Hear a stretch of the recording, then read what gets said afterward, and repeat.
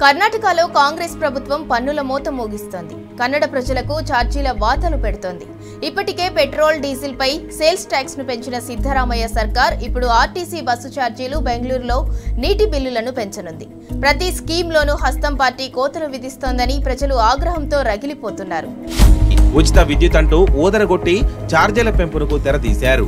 Petrol, diesel పై sales tax ను 4% పెంచడంతో వాటి ధరలు లీటర్కు ₹3 చొప్పున పెరిగాయి.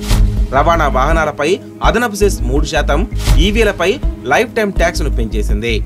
బీర్లపై అదనపు ఎక్సైజ్ డ్యూటీ 175 నుంచి 185%. అటు బస్సు ఛార్జీలను కూడా పెంచే యోచనలో అక్కడి ప్రభుత్వం ఉన్నట్టు తెలుస్తోంది. బెంగళూరు నగరంలో నెలవారీ నీటి బిల్లులను పెంచనున్నట్లు సూచనప్రాయంగా వెల్లడించారు. అసెంబ్లీ ఎన్నికల సమయంలో 5 గ్యారంటీల ప్రచారంతో ఊదరగొట్టిన కాంగ్రెస్ ఛార్జీల పెంపు, పన్ను వసూళ్లకు తెగబడుతున్నారని ప్రజలు ఆగ్రహంతో రగిలిపోతున్నారు.